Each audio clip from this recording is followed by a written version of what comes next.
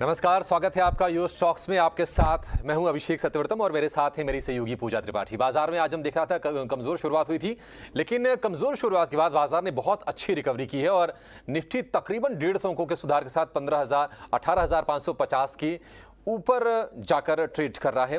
करीब करीब 30 अंकों के आसपास की मजबूती है। सेंसेक्स से करीब 125 अंक ऊपर। निफ्टी बैंक में थोड़ी सी सुस्ती है। अगर हम चढ़ने वाले शेयरों की बात करें तो बिल्कुल खबरों के दम पर, ट्रिगर्स के दम पर एक्शन हो रहा है। बीपीसीएल के अलावा हम देख रहे हैं कि ऑयल मार्केटिंग कंपनियां तेज दौड़ लगा रही हैं। आईयूसी, एचपीसीएल में भी 2 से 4% के आसपास की मजबूती है। इसके अलावा हीरो मोटो दाम बढ़ाने का ऐलान किया कंपनी ने 1500 रुपए और उसके चलते 2% ऊपर ये शेयर है। और रिलायंस आज बाजार को अच्छा खासा सपोर्ट दे रहा है, 2.25% के आसपास की तेजी है और लगातार 3 दिन से ये शेयर चढ़ रहा है। 2550 रुपए के आसपास से तेजी की शुरुआत हुई है और अब 2660 रुपए के आसपास ये शेयर ट्रेड कर रहा है, यानी कि 3 दिन में तकरीबन 100 से 125 रुपए के आसपास की मजबूती इस शेयर में आ गई है। दूसरी ओर हम देख रहे हैं कि जिस तरह से चीन में थोड़ी सी संकट की स्थिति घर आ गई है, वहां पर प्रोटेस्ट चल रहे हैं कोविड के जो नियम सख्त किए गए हैं उसके विरोध में, उसके चलते थोड़ा सेंटिमेंटली थोड़ा सा शेयर नीचे आए हैं। Hindalco, JSW steel, Tata steel, ये तमाम शेयर 1 से 2.25% के आसपास की नरमी के साथ ट्रेड कर रहे हैं। इसके अलावा हम देख रहे हैं कि एचडीएफसी और एचडीएफसी बैंक, ये दोनों शेयर आज कमजोर हैं और एसबीआई में भी हम कमजोरी देख रहे हैं। हालांकि 600 रुपए का लेवल होल्ड करने में ये शेयर कामयाब है। तो बाजार का ये हाल रहा है, लेकिन यो स्टॉक्स में आपके हम सभी सवालों के जवाब अपने दिग्गज एक्सपर्ट से लेंगे और सवाल पूछने का तरीका बेहद आसान है। 9167329108 पर फोन करके, एसएमएस करके या फिर व्हाट्सएप के जरिए भी आप अपने सवाल हमसे पूछ सकते हैं और हम कोशिश करेंगे कि सोशल मीडिया के जरिए जो क्वेरीज हमारे पास पहुंच रही हैं, चाहे वो फेसबुक हो, ट्विटर हो या फिर इंस्टाग्राम हो, उनको भी हम शो में जरूर शामिल करें। और आज आपके सवालों के जवाब देने के लिए हमारे साथ हमारे खास मेहमान शेयर इंडिया के रवि सिंह और 5 पैसा के रुचित जैन। रवि और रुचित, आप दोनों का बहुत शुक्रिया, स्वागत है टीना स्वदेश पर। रुचित, पहले आपसे समझना चाहेंगे, देखिए शुरुआत कमजोर, उसके बाद बहुत ही स्ट्रांग रिकवरी और अब जो रिकॉर्ड लेवल्स हैं निफ्टी के वो हार्डली 50-55 अंक दूर रह गए हैं। आप ये बताइए रुचित कि क्या इसके संकेत आपको मिल रहे हैं कि आज रिकॉर्ड लेवल आज निफ्टी बना लेगा, और रेंज क्या देख रहे हैं और सलाह क्या देंगे आप ट्रेडर्स को? Very good morning. Overall trend देखें तो मार्केट का अभी भी पॉजिटिव ही है। हमने कोई भी रिवर्सल्स पिछले कुछ दिनों में नहीं देखा है। इनफैक्ट लोग काफी समय तक जो निफ्टी ऊपर जा रहा था और बैंक निफ्टी ऊपर जा रहा था तो ब्रॉडर मार्केट्स अंडर परफॉर्म कर रहे थे, लेकिन हम फ्राइडे से देख रहे हैं ये सीरीज की जो शुरुआत हुई है इसमें जो ब्रॉडर मार्केट्स आप मिड कैप इंडेक्स को देखें तो वो रिलेटिवली अब कैचअप मूव या कैचअप रैली करने की कोशिश कर रहा है। तो काफी सारे ऐसे स्टॉक्स जो mid cap small cap names है जिन्होंने अभी परफॉर्म नहीं किया है, आई थिंक वहां पे आप बाइंग इंटरेस्ट क्लियरली देख रहे हैं। तो मे बी हमको लग रहा है कि यहाँ पे इंडेक्स में इस हफ्ते आपको स्लो एंड ग्रेजुअल अपमूव दिखेगा, लेकिन ट्रेंड पॉजिटिव इंटैक्ट रहेगा। जो भी इंट्राडे डिक्लाइंस मिलेंगे वहां पे आपको बाइंग अपॉर्चुनिटीज ढूंढनी है। But yes new all time highs may be आज या कल की ट्रेडिंग सेशन तक हम छूते हुए डेफिनेटली देख लेंगे। और इंट्राडे डिप्स कोई भी आते हैं तो वहां पे निफ्टी पे फोकस करें बाइंग करने के लिए, और स्टॉक स्पेसिफिक आइडियाज तो आई थिंक काफी बेहतर अपॉर्चुनिटीज दे रहे हैं शॉर्ट टर्म ट्रेडर्स को। बिल्कुल ठीक है, तो ये राय बाजार पर आपको दे दी गई है। चलिए बस सवाल जवाब का सिलसिला भी शुरू करते हैं। सवाल पूछने का तरीका आपको बता ही दिया है। आप हमें फोन लाइन के जरिए संपर्क कर सकते हैं, साथ ही हमारे सोशल मीडिया के हैंडल के जरिए भी आप अपने सवाल हम तक पहुंचा सकते हैं। और इस बीच पहला सवाल भी आ चुका है। राहुल सिंगला जी हमारे साथ जुड़े हैं फोन लाइन के जरिए। राहुल जी नमस्कार, क्या सवाल है आपका, पूछिए। चलिए व्हाट्सएप के जरिए सवाल हमें आया है ये। एसबीआई पर के 1000 शेयर्स हैं इनके पास और 618 के लेवल पर इन्होंने एसबीआई लिया हुआ था। लेवल्स देख के लग रहा है कि थोड़ा ऊपरी लेवल पर इन्होंने ये लिया हुआ है। 612 तक हमने लास्ट वीक देखा कि स्टॉक गया भी था, लेकिन उसके बाद से स्टॉक में हल्की गिरावट यहाँ पर आई है और आज भी 602 के आसपास कारोबार कर रहा है। यहाँ पर रुचित आप ही सजेस्ट करिए, ट्रेडिंग के लिहाज से इनका नजरिया लग रहा है एसबीआई में फिलहाल, जिसमें कि इनको हल्का नुकसान भी झेलना पड़ रहा है। बैंकिंग शेयरों में, स्पेशली सरकारी बैंकों में हमने देखा था कि हाल फिलहाल में शानदार तेजी देखने को मिली और उसी का फायदा शायद इन्होंने उठाने की कोशिश की, लेकिन हल्का नुकसान में है इस वक्त। क्या करना चाहिए एसबीआई में? लेवल्स क्या देख रहे हैं आप शॉर्ट टर्म के लिए? इनकी बाइंग एंट्री थोड़ी सी ऊपर हो गई है, बट फिलहाल तो यहाँ पे ट्रेंड अभी भी पॉजिटिव है। और जो रीसेंट छोटा करेक्शन आया है हाई लेवल से, उसे जस्ट एक corrective phase with in a short term up trend की तरफ से देखना चाहिए। स्टॉक के काफी इंपॉर्टेंट जो ट्रेंड रिवर्सल्स लेवल्स है वो 585 से 580 की रेंज में है। तो जब तक ये लेवल्स इंटैक्ट है तब तक आपको ज्यादा कुछ प्राइस वाइज करेक्शन नहीं मिलेंगे। हो सकता है शॉर्ट टर्म में थोड़े से टाइम वाइज करेक्शन होंगे और फिर से बाद में स्टॉक अपने अप ट्रेंड को रिज्यूम करके आपके कॉस्ट प्राइस के आसपास आ सकता है। सो मेरी सलाह रहेगी फिलहाल आपकी पोजीशंस को होल्ड करें और आपका कॉस्ट प्राइस के लेवल से 618 622 तक की रेंज फिर से वहां पे जो नेक्स्ट रेजिस्टेंस है वहां पे आता है तो फिर से रिव्यू करें। बट हाल फिलहाल 585 का एक अच्छा सपोर्ट है, उसके नीचे आप स्टॉप लॉस रख के पोजीशंस में बने रहें। ठीक है, एसबीआई की शेयर में बने रहने की सलाह है। भोपाल से नितिन हमारे साथ हैं फोन लाइन पर। नितिन जी नमस्कार, पूछिए आपके पास कौन सा शेयर है? हेलो नमस्ते जी सर बताइए। मेरे पास ना मनप्पुरम फाइनेंस के शेयर्स हैं। कितने शेयर हैं? 250 शेयर्स हैं एट 100 रुपीज पे। नितिन जी आपने कब खरीदे शेयर ये मुझे लगता है 4-5 महीने पहले लिए थे मैंने। 4-5 महीने पहले। मनप्पुरम फाइनेंस हमने देखा था कि शेयर ये गिरावट में के दौर में चल रहा था, लेकिन जून में 80-85 रुपए के भाव बनाने के बाद फिर इसमें रिकवरी की एक शुरुआत हो गई और अब ये शेयर 115 रुपए के आसपास ट्रेड कर रहा है। रवि हमने देखा था कि जो सितंबर तिमाही के जो नतीजे आए थे, प्रॉफिट में तकरीबन 10% के आसपास की ग्रोथ हुई थी। अब क्या बुरा वक्त पीछे छूट गया मनप्पुरम फाइनेंस का और यहाँ से अभी और तेजी देखने को मिलेगी इसमें? जी पर्टिकुलर स्टॉक्स में तो देखते हैं तो पूरे फाइनेंस सेक्टर में एक मोमेंटम यहाँ पर पॉजिटिव बना है और मुझे लगता है कि अभी वो मोमेंटम रहेगा। और मनप्पुरम फाइनेंस की बात करें तो इसमें भी काफी हद तक लोअर लेवल से बाइंग देखने को मिली, नंबर्स में भी रिकवरी देखने को मिली, फंडामेंटल स्ट्रांग होते हुए नजर आया। तो मुझे लगता है कि अगर लॉन्गर पीरियड का टारगेट है तो 135 रुपए पहला टारगेट है, दूसरा है टारगेट 150 रुपए। तो ये दो टारगेट लॉन्ग टर्म पे अचीव हो सकते हैं। अब रही बात इनके ट्रेड के कंटिन्यू करने की, प्रॉफिट बढ़ रहा है, अच्छी जगह पे इन्वेस्टमेंट है, मुझे लगता है चलने देना चाहिए। 105 रुपए के नीचे जाता है तो आप एग्जिट करने की सोचिएगा, नहीं तो आप चलने दीजिए। पहला टारगेट 135 रुपए का। ऑलराइट, ठीक है। तो ये है मनप्पुरम फाइनेंस में आपको राय दे दी गई है और होल्ड करने की राय इस वक्त आपको इस स्टॉक में दी जा रही है। चलिए अब अगला सवाल ले लेते हैं और दिल्ली से हमें राकेश जी ने ये सवाल भेजा है। इंडिया बुल्स हाउसिंग फाइनेंस पर सवाल है इनका।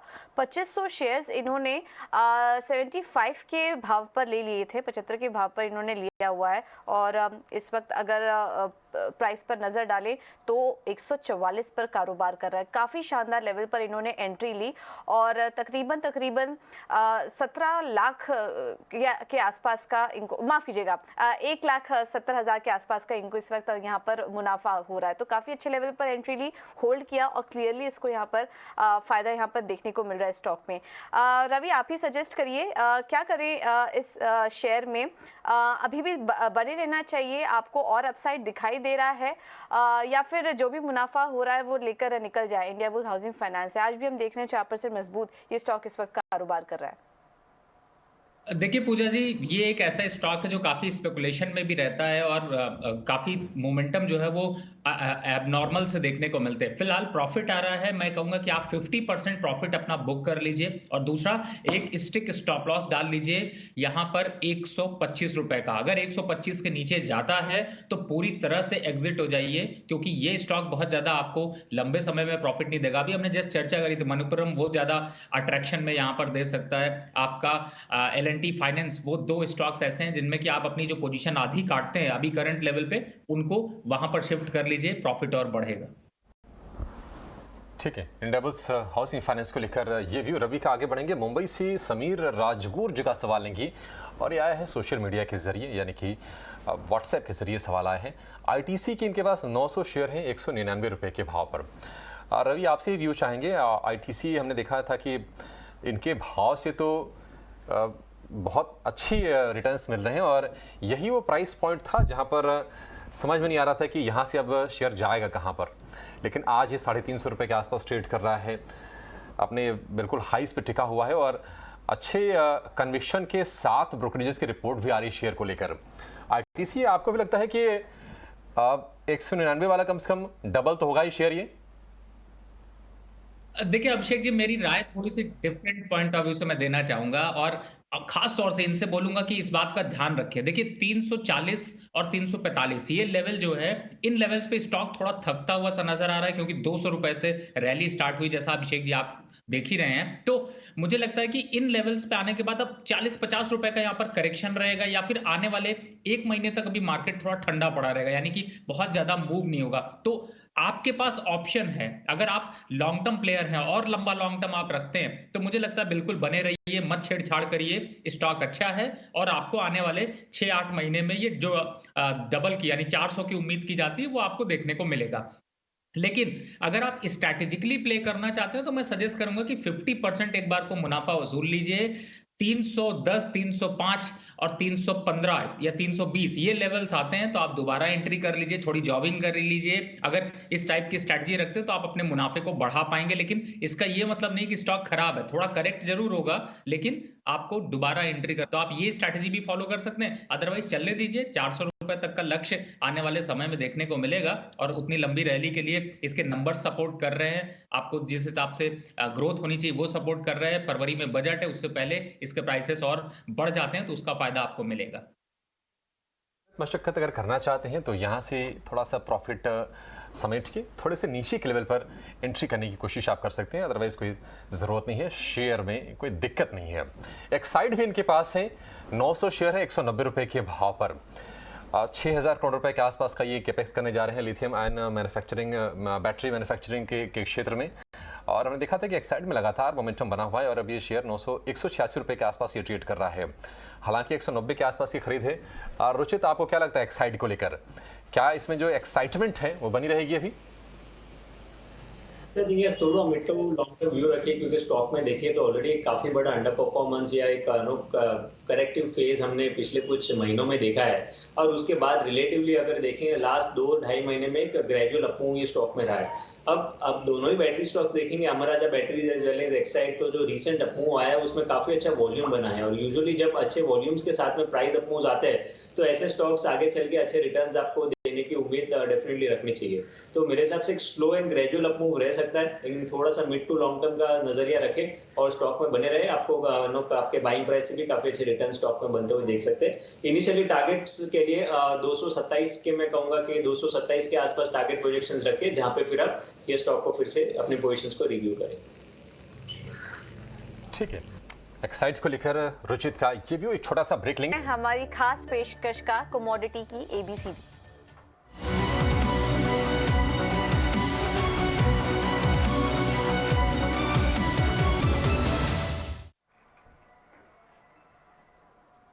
और इस सेगमेंट में हम बात करते हैं हमेशा की तरह कमोडिटी मार्केट की बारीक बातों को आसान भाषा में हम आपके सामने लेकर आते हैं। और आज का टॉपिक लेकर विश्व मोहन हमारे साथ जुड़ चुके हैं। विश्व मोहन, बताइए आज का टॉपिक क्या है?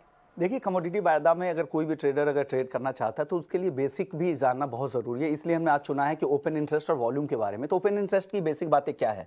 फ्यूचर या ऑप्शंस में जितने भी खुले हुए सौदे हैं जिनका स्क्वायर ऑफ नहीं हुआ है वो इसके अंदर आते हैं। खरीदार और बेचने वाले दोनों के जितने कॉन्ट्रैक्ट होते हैं कुल मिलाकर जो साइज बनता है वो ओपन इंटरेस्ट है। मान लीजिए 10,000 कॉल है और 10,000 लॉन्ग और 10,000 शॉर्ट के पोजीशन बने हुए हैं, तो यहाँ पर 20,000 ओपन इंटरेस्ट नहीं हुआ, जबकि सिर्फ 10,000 ही हुआ। लेकिन अब वॉल्यूम से ये कितना अलग है? वॉल्यूम हर दिन के हिसाब से कैलकुलेट होता है। अगले दिन अगर आज आप शुरुआत करें तो आज 0 से शुरू होगा, लेकिन ओपन इंटरेस्ट जब तक खुले हुए कुल सौदे हैं वो सारे ओपन इंटरेस्ट के अंदर आते हैं। तो यही वॉल्यूम और ओपन इंटरेस्ट में माइनर फर्क है। अब इन दोनों का प्राइस पर क्या असर पड़ता है? तो प्राइस पर सबसे ज़्यादा असर ये होता है कि अगर प्राइस बढ़ रहा है, ओपन इंटरेस्ट या और वॉल्यूम भी बढ़ रहे हैं, तो ये संकेत देता है कि जो आपका जो ट्रेंड है मार्केट में, जिस तरफ भाव जा रहा है उस भाव को वो कंटिन्यू जारी रख सकता है।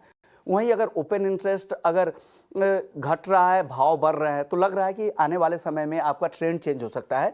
तो ये भाव में गिरावट और ओआई में कमी से देखिए तेजी के सौदे में कमी, तो ये कुछ ऐसे संकेत है जो ओपन इंटरेस्ट और वॉल्यूम के आधार पर जारी कर सकते हैं। लेकिन इन खास बातों का आपको ध्यान रखना पड़ेगा। जब भी बाजार दायरे में रहे, एक रेंज बाउंड ट्रेड कर रहा है, उस समय अगर ओपन इंटरेस्ट बिल्ड हो रहा है तो उस समय सतर्क रहने की जरूरत है। बड़े ब्रेकआउट की संभावना है, लेकिन उसमें दोनों तरफ के पोजीशन वाले रहते हैं, तो ऐसे में हो सकता है कि एक ब्रेकआउट के बाद एक रिट्रेसमेंट भी है। तो ये कुछ खास चीजों का संकेत यहाँ पर ओपन इंटरेस्ट और वॉल्यूम के जरिए मिल जाता है। ऑलराइट, ठीक है, बहुत बहुत शुक्रिया विश्व मोहन आपका ये सारी जानकारी देने के लिए। तो आज हमने आपको बताया कि ओपन इंटरेस्ट के मायने क्या हैं, कितना इम्पैक्ट इससे पड़ता है, इसके बारे में आसान भाषा में आपको विष्णु मोहन बता रहे थे। चलिए अब सवाल जवाब का सिलसिला वापस से शुरू करते हैं और हमारे साथ हमें व्हाट्सएप के जरिए कुछ सवाल भी मिल रहे हैं। पार्थ उपाध्याय जी का सवाल आया है पिडीलाइट पर। इनके पास 40 शेयर्स हैं और 2700 के लेवल पर इन्होंने ये स्टॉक लिया हुआ है। ये स्टॉक भी ऐसा लग रहा है कि काफ़ी ऊपरी लेवल पर लिया हुआ है और हाल फिलहाल की ही इनकी खरीद इस वक्त दिखाई दे रही है इस शेयर में। रुचित, आपसे सवाल होगा, वैसे तो पिछले कुछ महीनों में एक अच्छा ट्रेंड देखा गया, स्टॉक में एक अप ट्रेंड ही दिखाई दे रहा है, बट इनका जो लेवल है उसके नीचे इस पर स्टॉक कारोबार कर रहा है, हल्के नुकसान में भी है। क्या करना चाहिए इन्हें और स्टॉप लॉस भी सुझाइए। नहीं, फिलहाल होल्ड करने की सलाह रहेगी। हालांकि शॉर्ट टर्म में हम एक्सपेक्ट करें कि एफएमसीजी स्पेस मोर एक कंसोलिडेशन दिखाई देगा, जहाँ पे आपको ब्रॉडर मार्केट्स के कंपैरेटिवली इतने बड़े रिटर्न्स नहीं बनेंगे, लेकिन यहाँ पे आई थिंक डाउनसाइड भी स्टॉक में थोड़ा लिमिटेड रह सकता है। फिलहाल 2600 एक इंपॉर्टेंट सपोर्ट है स्टॉक के लिए, तो थोड़ा अगर मिड टर्म व्यू रखते हैं तो 2600 के नीचे स्टॉप लॉस रख के अपने पोजिशन में बने रहे। ठीक है, पिडीलाइट में बने रहने की सलाह है। नासिक से सुधाकर जी का सवाल लेंगे, व्हाट्सएप के जरिए है। इनके पास है बजाज ऑटो के 27 शेयर 4100 रुपए के भाव पर। रवि, हम देख रहे हैं कि ऑटो नंबर से पहले जो ऑटो स्टॉक्स हैं आज वो दौड़ लगा रहे हैं और बजाज ऑटो भी ऊपर है, 3685 रुपए के आसपास ये शेयर ट्रेड कर रहा है। हालांकि इनकी 41 रुपए के आसपास की खरीद है, इस हिसाब से इनको नुकसान हो रहा है, लेकिन बजाज ऑटो या फिर बाकी दूसरे टू व्हीलर हीरो मोटो या फिर टीवीएस मोटर, क्या आपका व्यू है यहाँ से और शेयर का प्रदर्शन कैसा रहने वाला है? देखिए, ओवरऑल ऑटो सेक्टर की ग्रोथ काफी अच्छी देखने को मिली है और आगे जिस हिसाब से अभी चाइना में लॉकडाउन है, स्टील प्राइसेस थोड़े से गिरेंगे, उसका भी फायदा यहाँ पर मिलेगा। तो मुझे लगता है कि अगर लॉन्ग टर्म पे देखना है तो छोटे मोटे करेक्शंस आपको अगर ट्रेडिंग के लिए लेते हैं तो आप जरूर स्ट्रैटेजी बदल सकते हैं, लेकिन लॉन्ग टर्म देखा जाए, चाहे बजाज ऑटो हो, हीरो मोटो हो, आइशर मोटर हो, टीवीएस मोटर हो, इनकी ग्रोथ यहाँ से जो इस साल के अगर अंदर में आप बात करें तो मुझे लगता है कि कम से कम आपको 16 से 18% एक एवरेज कांस्टेंट ग्रोथ देखने को मिलेगी और उससे ऊपर भी देखने को मिल सकते हैं। तो बने रहना चाहिए। टारगेट के हिसाब से देखते हैं तो जो अभी स्टॉक है उसको यहाँ पर 3500 का एक स्टॉप लॉस डाल के आप पोजीशन को कंटिन्यू रख सकते हैं। पहला टारगेट 3800, दूसरा टारगेट 4200 का है। तो अगर आने वाले 1 साल और 6 महीने का टारगेट देखते हैं तो काफी अग्रेसिव है। तो मुझे लगता है ये ऐसे स्टॉक्स हैं जिनमें कि लॉस बुक करने की जरूरत नहीं है, थोड़ा सा पेशेंस दिखाइए तो आपका प्रॉफिट वापस रिट्रेस होता हुआ नजर आएगा।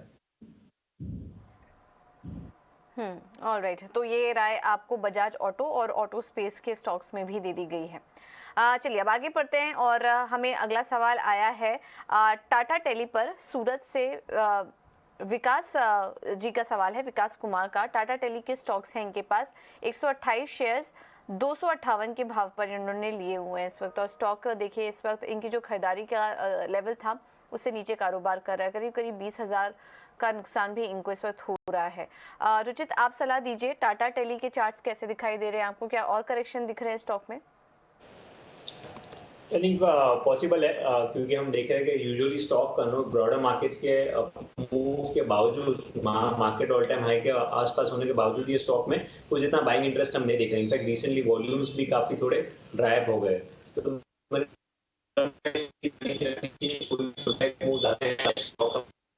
मूविंग एवरेज 110 112 के बीच में है, वहां तक कोई पुलबैक मूव दिखता है तो स्टॉक में से एक बार एग्जिट लेने को देखो। ठीक है, टाटा टेली को लेकर ये व्यू। उत्तर प्रदेश से रश्मि हमारे साथ हैं फोन लाइन पर। रश्मि, ठीक है, रश्मि का ये व्हाट्सएप आया है और इनके पास है बंधन बैंक के 300 शेयर 307 रुपए के भाव पर। हमने देखा कि अक्रॉस द बैंकिंग सेगमेंट में चौतरफा तेजी आई है, लेकिन बंधन बैंक कहीं ना कहीं पीछे छूट गया। हालांकि ये चर्चाएं भी हो रही हैं कि बंधन बैंक शायद अगला आईटीसी बन जाए। रवि, आपको भी क्या ये लगता है? क्योंकि हम देख रहे हैं कि इसके फाइनेंशियल सुधर रहे हैं और बाकी पैरामीटर्स पर भी प्रदर्शन अच्छा हो रहा है इसका। लेकिन अभिषेक जी, आपकी बात तो बिल्कुल सही है और बंधन बैंक से जो एक एक्सपेक्टेशन थी वो एक्सपेक्टेशन पे पहले तो खरा उतर रहा था और इसने जिस हिसाब से मोमेंटम दिखाया उसके बाद अचानक से अपना रूट इसका बदल गया। यानी कि फंडामेंटल जो है वो चेंजेस जो देखने को मिले वो 350 के हाई के पास पहुंचने के बाद करेक्ट होते हुए नजर आए। मुझे लगता है अगर 220 से 350 की रैली इसको दिखानी है तो काफी बड़े चेंजेस की जरूरत है, और वो इस स्टॉक में, अगर ऐसा मैं नहीं कह रहा कि स्टॉक खराब है, आगे परफॉर्मेंस नहीं देगा, लेकिन अभी की लेवल से मुझे लगता है इनको अपनी ट्रेन बदलनी चाहिए, अपनी पोजीशन को थोड़ा सा लुक करना चाहिए, और आपके पास अदर ऑप्शंस है। अब अदर ऑप्शंस की तरफ जाते हैं तो आपको bank of Baroda, federal bank, ये दो ऑप्शन मुझे ज्यादा अग्रेसिव और अच्छे दिखाई देते हैं। तो मुझे लगता है अगर आप बने रहेंगे तो थोड़ा समय ज्यादा लगेगा, लेकिन अगर एग्जिट करके इन ट्रेन्स पे सवारी करेंगे तो आप ज्यादा जल्दी रिटर्न्स पा सकते हैं, ये फायदा आपको मिल सकता है। ऑलराइट, तो ये राय आपको दे दी गई है बैंक ऑफ बड़ौदा जैसे स्टॉक्स में आप नज़र रख सकते हैं, और कुछ और भी स्टॉक्स यहाँ पर बैंकिंग में बताया, फेडरल बैंक जैसे स्टॉक्स पर भी आप नज़र रख सकते हैं। ये राय आपको बैंकिंग स्पेस से और बंधन बैंक पर दे दी गई है। चलिए अब अगला सवाल ले लेते हैं, और अकोला से हमारे साथ संदीप जी जुड़ चुके हैं फोन लाइन के जरिए। संदीप जी नमस्कार, क्या सवाल है आपका, पूछिए। नमस्ते मैम, मेरे पास में एप्पल इंडिया के 1000 शेयर है 1215 के रेंज में, मैडम क्या करना चाहिए उस पर? कितना समय दे सकते हैं आप Sandeep ji? Madam long term के लिए है। ओके ठीक है, रवि फिर आप सजेस्ट करिए। लॉन्ग टर्म के लिए इन्होंने स्टॉक लिया हुआ, हालांकि अभी भी मुनाफे में है, करीब 6000 का मुनाफा इनको इस वक्त स्टॉक में हो रहा है, बट हमने देखा कि स्टॉक में काफ़ी वॉलेटाइल उतार चढ़ाव काफ़ी ज़्यादा देखने को मिला है। लंबे समय के लिए स्टॉक में बने रहना चाहिए या फिर एग्जिट कर ले जो भी मुनाफा हुआ है वो लेकर? अब पूजा जी, चूंकि इनका व्यू अभी ऐसा लग रहा है, इनकी बातों से थोड़ा सा अभी और कंटिन्यू करना चाहते हैं, तो टारगेट के हिसाब से थोड़ा सा कंटिन्यू कर सकते हैं। मुझे लगता है कि यहाँ से 8 से 10% की रैली आपको आने वाले 3 से 6 महीने में देखने को मिल सकती है। तो लॉन्ग टर्म के प्रोस्पेक्ट से अगर रखते भी हैं तो अभी इसको थोड़ा सा और कंटिन्यू कर सकते हैं। अदरवाइज अगर यहाँ पर कंसोलिडेशन रहता है, हफ्ते 15 दिन में कोई मूव नहीं आता, तब पोजीशन को स्विच करें। अदरवाइज अभी वजह नहीं है यहाँ पर स्विच करने की। मुझे लगता है बिल्कुल अभी कंटिन्यू रखें, लेकिन प्रॉफिट लेना ना भूलें, ये सबसे इंपॉर्टेंट है इस मार्केट में। ठीक है, तो आपके स्टॉक्स पर ये रहा, लेकिन एक बड़ी खबर आ रही है कि S&P जो कि दिग्गज ग्लोबल रेटिंग एजेंसी है, उसने भारत का जो GDP का अनुमान है वो FY23 के लिए और FY24 के लिए, यानी कि मौजूदा कारोबारी साल के लिए और अगले कारोबारी साल के लिए घटा दिया है। 0.3% की कटौती की है। 7.3% पहले था, उसको घटा के अब 7% पर कर दिया है, और ये FY24 के लिए है। हमने देखा था कि सरकार की तरफ से भी हमने GDP ग्रोथ का जो प्रोजेक्शन था RBI का है 7% के आसपास का। सरकार को भी नहीं लग रहा कि शायद वो अचीव होगा, लेकिन अभी कुछ दिन पहले गोल्डमैन सैक्स ने भी भारत की जो GDP ग्रोथ का जो अनुमान है उसको घटा के 6.9 था पहले उनका, उसको घटा के 5.9% के आसपास कर दिया, यानी कि 6% के आसपास का। तो लगातार हम देख रहे हैं कि ग्रोथ सुस्त होने की बात आ रही है, लेकिन इस बीच अगर आप सेंसेक्स पर नजर डालेंगे तो वहां से किसी सुस्ती के संकेत नहीं है। 62,500 का स्तर सेंसेक्स ने पहली बार क्रॉस किया है, रिकॉर्ड ऊंचाई पर इस वक्त ट्रेड कर रहा है। तो रेटिंग कट्स हो या फिर जो भी हो, बाजार का मोमेंटम जो तेजी का है वो लगातार कायम है। ठीक है, चलिए आगे बढ़ेंगे। हम देख रहे हैं कि मैक्स फाइनेंशियल को मैक्स लाइफ में और हिस्सा खरीदने के लिए इरडा की मंजूरी के बाद शेयर में 3.5% की तेजी है। इस पर ज्यादा जानकारी के साथ हमारे साथ जुड़ गई हमारे सहयोगी उपासना। बताइए क्या खबर है आपके पास? मैक्स फाइनेंशियल आज फोकस में रहेगा क्योंकि मैक्स फाइनेंशियल को IRDAI अप्रूवल मिला है for the balance stake buy out in Mitsui Sumitomo in Max Life. अगर एक्विजिशन की बात करें तो कंपनी 9.9 करोड़ शेयर्स एक्वायर करेगी 85 रुपीज़ पर शेयर में।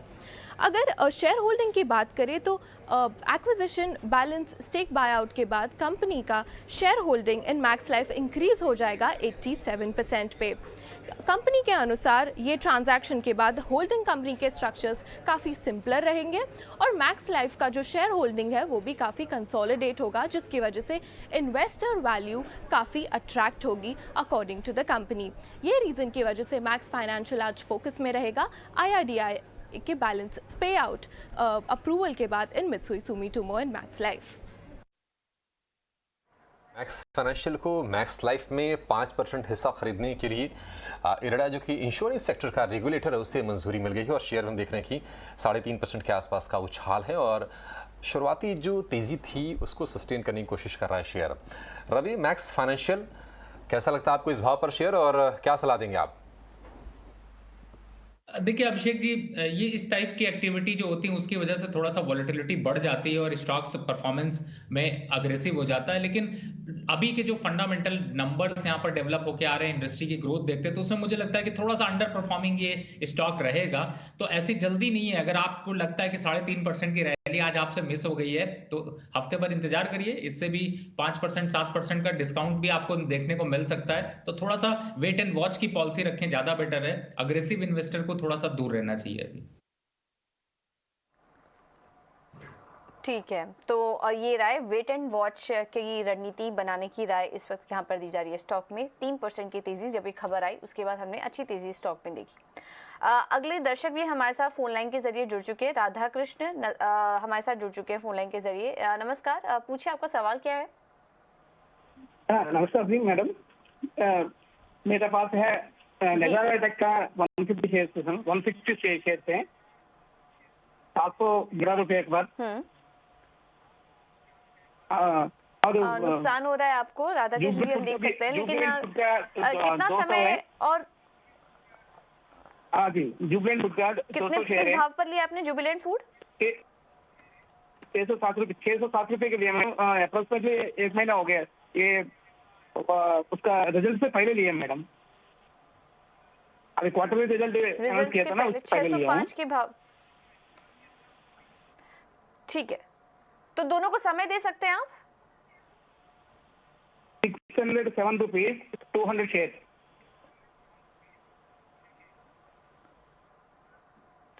ऑलराइट, ठीक है, चलिए नज़ारा टेक पर इनका सवाल है और जुबिलेंट फूड भी इन्होंने लिया हुआ है। ये इन्होंने 607 के आसपास ये स्टॉक लिया हुआ है और दोनों ही शेयरों में इनको नुकसान झेलना पड़ रहा है इस वक्त। रुचित, आप सजेस्ट करिए, सबसे पहले तो नज़ारा टेक पे बताइए क्या करें। 710 पर इन्होंने लिया हुआ था और स्टॉक में हम लगातार देख रहे हैं एक गिरावट का ट्रेंड भी बना हुआ है। क्या व्यू बन रहा है आपका? नज़ारा टेक से निकल जाने की राय देंगे या फिर कुछ रिकवरी के आसार हैं इस शेयर में? हमने देखा है कि स्टॉक ने एक रिलेटिवली काफी अंडर परफॉर्म किया है पिछले कुछ समय से, और अभी तक तो कोई साइंस नहीं है कि स्टॉक में कोई बड़े अपमूव्स आएंगे। Just because momentum readings technically काफी ओवरसोल्ड है, तो in between pullback move expect कर सकते हैं, जहाँ पे 660 650 ये रेंज आप एक पुलबैक में एक्सपेक्ट कर सकते हैं। तो मेरे हिसाब से फिलहाल आप एक पुलबैक मूव के लिए वेट करें। 565 के नीचे आपके एग्जिस्टिंग पोजीशंस पे स्टॉप लॉस रखें और 660 के आसपास आते हैं तो वहां पे फिर से रिव्यू करें वेदर वो सही टाइम रहेगा आपको एग्जिट लेने के लिए। ऑलराइट, और दूसरा सवाल भी इनका जुबिलेंट फूड पर था। ये स्टॉक इन्होंने 607 के लेवल पर लिया हुआ था और यहाँ पर भी इनको नुकसान काफ़ी हो रहा है। और जैसा कि ये बता भी रहे थे, जो कि हम इनके सवाल से समझ पाए कि क्वार्टरली रिजल्ट के पहले इन्होंने ये स्टॉक लिया हुआ था और इस स्टॉक में भी पिछले 5 दिनों में तो अच्छी तेज़ी हमने देखी, एक अपट्रेंड था, लेकिन ओवरऑल अगर देखें तो स्टॉक एक दायरे में ही कारोबार करता हुआ नजर आ रहा है। रवि, आप क्या सजेस्ट करेंगे जुबिलेंट फूड में?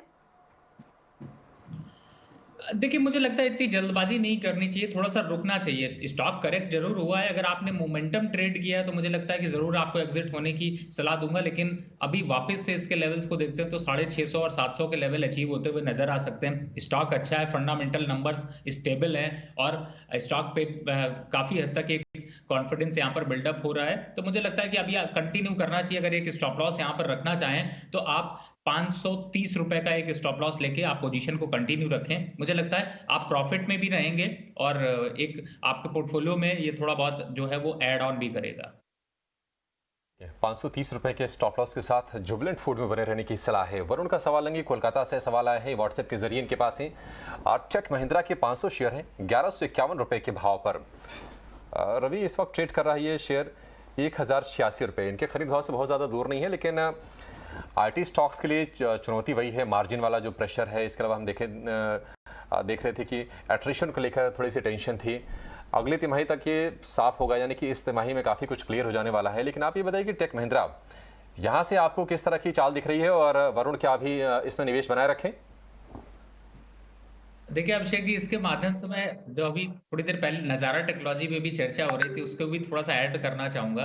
देखिए Tech Mahindra, TCS, Infosys, HCL ये ऐसे स्टॉक हैं जो लार्ज कैप में आपको मोमेंटम दिखाते हैं और खास तौर से आजकल आपको ये कह लें कि मिड कैप के बराबर मिल रहे हैं, यानी कि 50% डिस्काउंट पे मिल रहे हैं। और कॉन्फिडेंस रखिए, जो मार्केट का मोमेंटम है, जो आगे हमारी टेक्नोलॉजी का यूज है, उनमें यही कंपनियां दिग्गज रोल अदा करती हुई आएंगे। तो अगर आज आप नए इन्वेस्टर हैं, पुराने इन्वेस्टर हैं, तो आपको एवरेज करने का भी मौका मिल रहा है। ये प्राइसेस आपको आने वाले 3-6 महीने बाद ये शायद देखने को भी नहीं मिले, फिर आप वापस कहेंगे अरे ये तो मैंने ये देखा था पर बाय नहीं कर पाया। तो मुझे लगता है कि आपको बिल्कुल बने रहना चाहिए, कॉन्फिडेंट रहिए। ये स्टॉक की अगर 6 महीने 8 महीने थोड़ा सा कंसोलिडेशन और दिखा सकता है, लेकिन ऐसा है कि जब चलेगा तो आप मौका नहीं पा पाएंगे। तो लंबे समय में इसके टारगेट्स की बात कर लें एक बार, तो 1450 का टारगेट है, और ईयर ऑन ईयर बेसिस पे देखते हैं तो मुझे लगता है कि अब यहां से 18 से 20% की ग्रोथ आने वाले टाइम पे देखने को मिलेगी। थोड़ा सा दबाव और प्रेशर अभी जरूर मार्जिन का रहेगा, लेकिन वो सुलझता हुआ सा अब नजर आना शुरू हो गया है। तो आपको मार्च के बाद से इन स्टॉक्स में अच्छी खासी रैली देखने को मिल सकती है। तो मार्च के बाद से इन स्टॉक में अच्छी रैली देखने को मिलेगी, तो जल्दबाजी मत करिए, स्टॉक में बने रहने की राय आपको दी जा रही है इस वक्त रवि की तरफ से।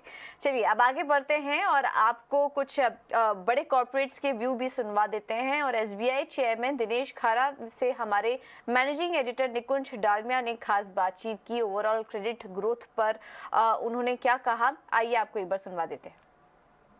हमारे साथ स्टेट बैंक ऑफ इंडिया के चेयरमैन दिनेश कुमार खारा साहब हैं, और आज हमारी चर्चा का मुद्दा रहेगा कि भारत की अर्थव्यवस्था इतने इस प्रकार के ग्लोबल अनसर्टिनिटी के अंदर क्यों ग्रो कर रही है। स्टेट बैंक ऑफ इंडिया का ग्रोथ का क्या रुख रहेगा, और ब्याज दरों को लेकर के अगर आप एक बोरोवर हैं तो आप चिंतित हैं, मगर अगर आप एक डिपॉजिटर हैं तो आपको क्या उत्साहित रहना चाहिए। खारा साहब हमारे साथ आपने बातचीत करी, इसके लिए बहुत बहुत शुक्रिया। पहले तो कमाल के नंबर आए साहब, 600 रुपया स्टॉक प्राइस हो चुका है। आपने जो भी कमिटमेंट दी थी मार्केट को और एनालिस्ट को, आरओई को लेकर के, क्रेडिट ग्रोथ को लेकर के, आपने सारे टारगेट्स करीब करीब 1.5 से 2 साल पहले अचीव कर लिए।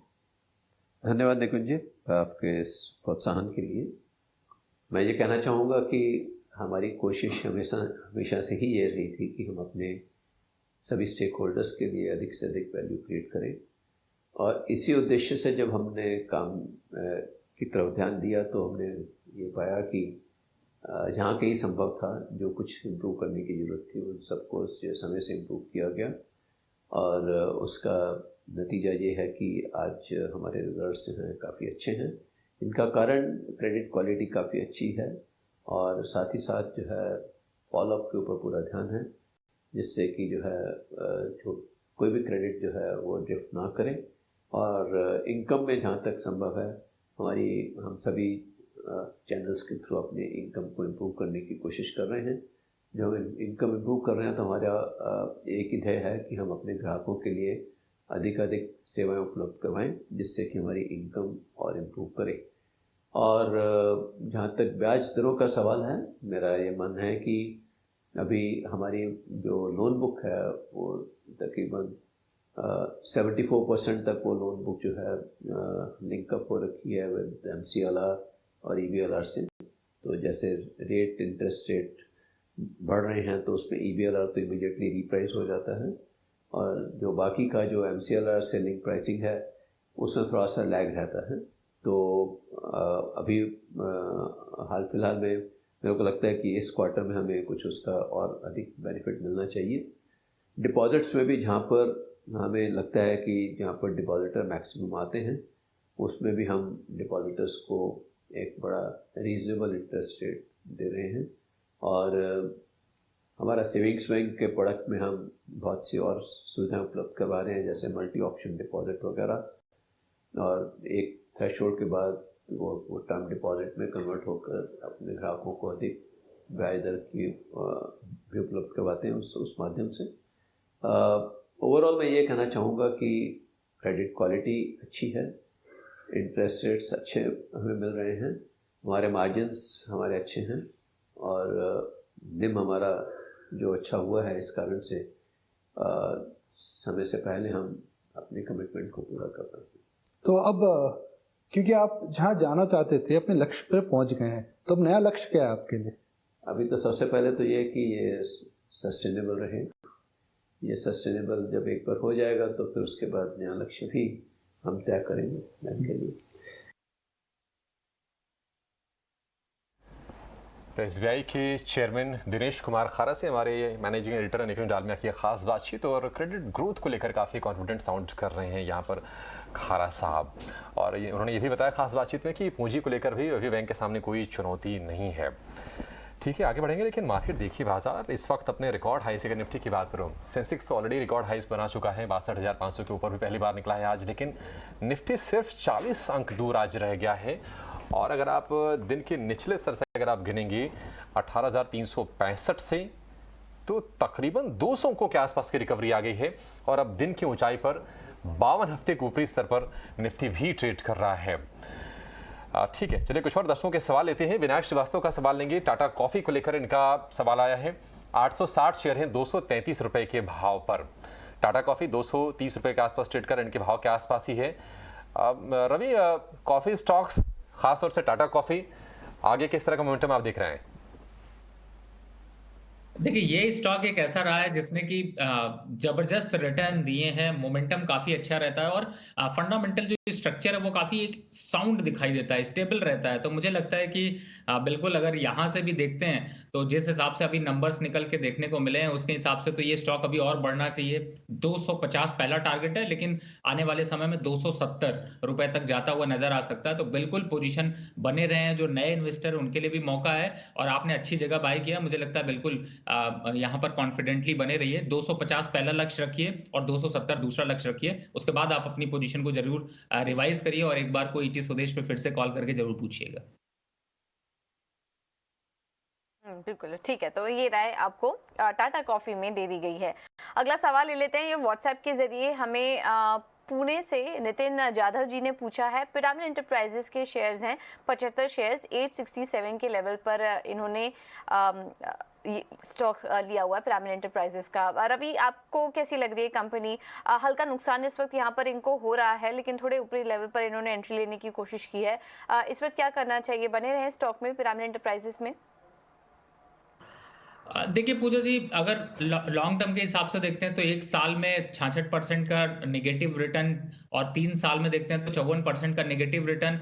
नंबर्स अट्रैक्शन में नहीं है, और ओवरऑल अगर यहाँ पे देखें तो चार्ट का स्ट्रक्चर भी जो है वो नेगेटिव जोन की तरफ बढ़ता जा रहा है। तो मुझे लगता है अगर आप पोजीशन यहाँ से एग्जिट करके स्विच करें, दूसरी तरफ जाते हैं, तो पेयर कंपैरिजन में आपको ज्यादा अच्छा मोमेंटम मिलेगा। और अगर इसी तरीके की इंडस्ट्री में रहना है तो आप फार्मा सेक्टर से आप यहाँ पर ऐड करना है तो आप सन फार्मा या सिप्ला, ये 2 ऐसे स्टॉक्स हैं जिनको कि आप ऐड कर सकते हैं। आप उन स्टॉक्स की तरफ मूव कर जाइए, ज्यादा बेहतर है। फिलहाल इस स्टॉक से ज्यादा एक्सपेक्टेशन नहीं है यहाँ पर रिटर्न की।